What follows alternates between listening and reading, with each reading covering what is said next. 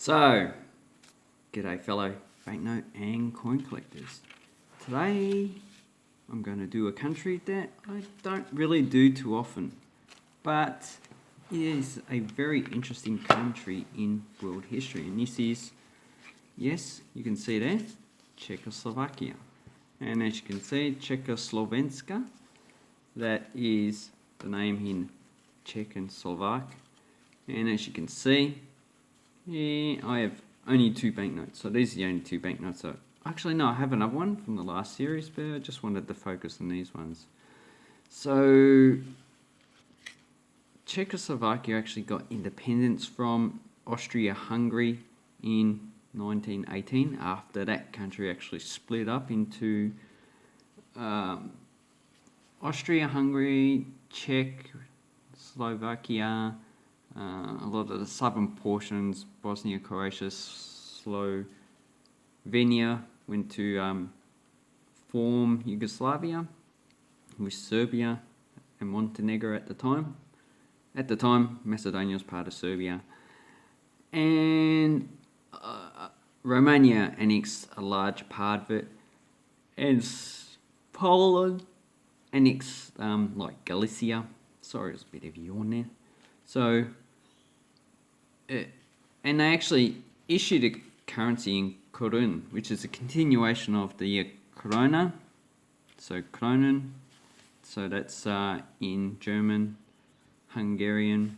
I believe this is Ruthenian, which is related to Ukrainian. So there's a bit dispute about that language, and this is in Czech and Slovak. Czech and Slovak, I'm not too familiar with the languages, but I've heard that they're actually very similar.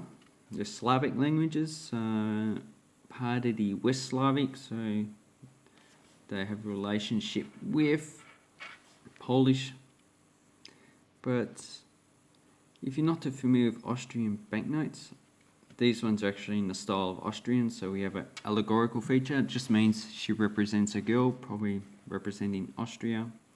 And there's a lot of security features at the time, so a lot of patination in it, and also the lines as well. Does this one have a watermark? No. So this banknote was issued in 1927.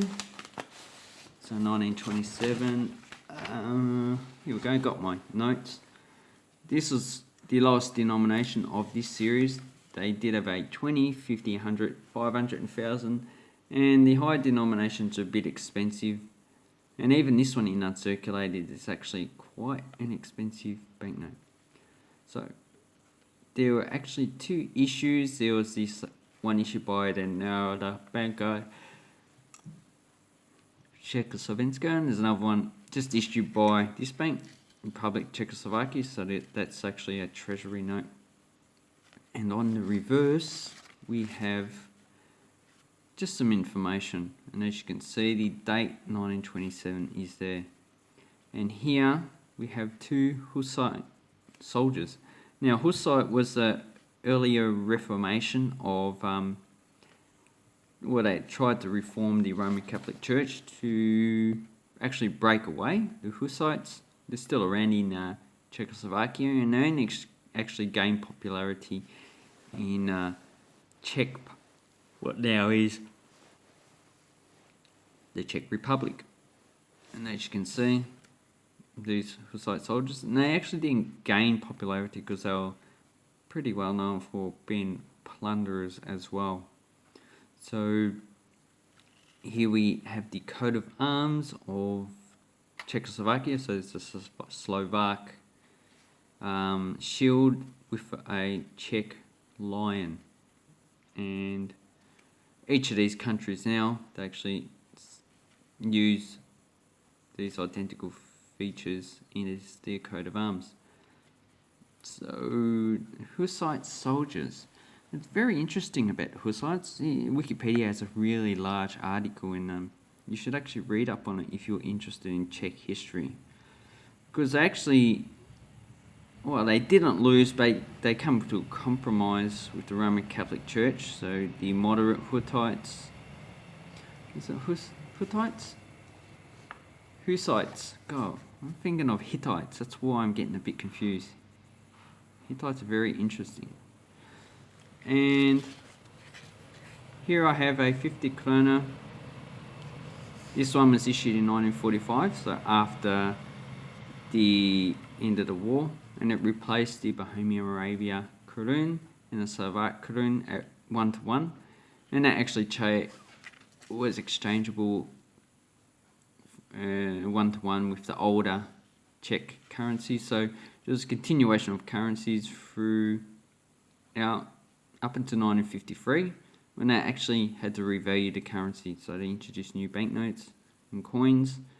And I think the first 1,500 koruns they revalued at 5-to-1, and the rest they revalued at 50-to-1.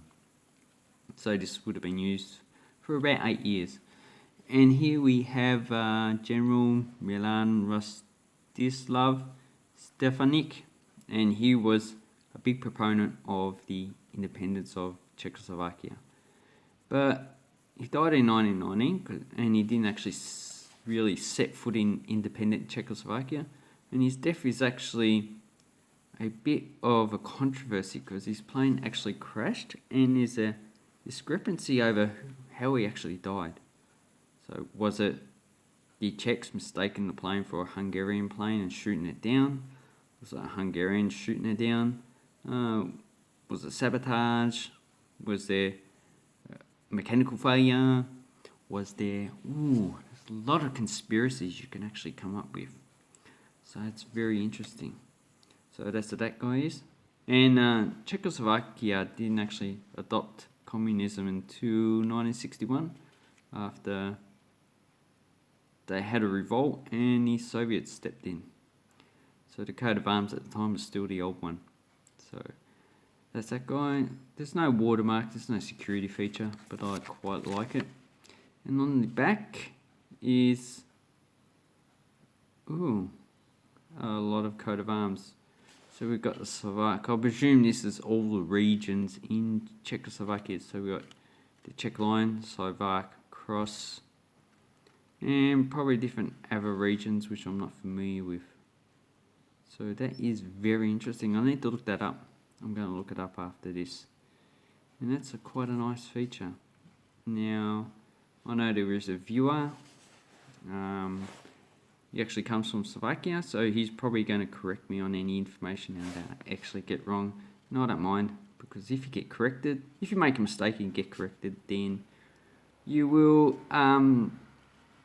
learn. That's how you learn. Make mistakes. No problem with making mistakes. You're only human. So, how much do these actually cost? Well, in this grade, you're probably looking at between $5 and $10 for these banknotes. In uncirculated, probably at least $100 or $200, especially for the 1945, because I very rarely find them in higher grades. I very rarely find them in anything above extremely fine, but you can get them, but they're not too easy to get. So I actually quite like them. The high denomination is actually worth a lot more, especially in this grade, because they're the ones that most of them are usually exchanged, and very few actually are kept, especially if the country is really poor and the high denominations are really too much money than what the actual population can afford.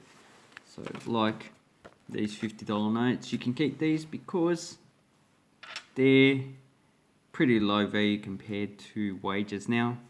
But like if you had a $50 note, the equivalent £25 100 years ago, it would be quite a lot of money, and very few of them would have been kept.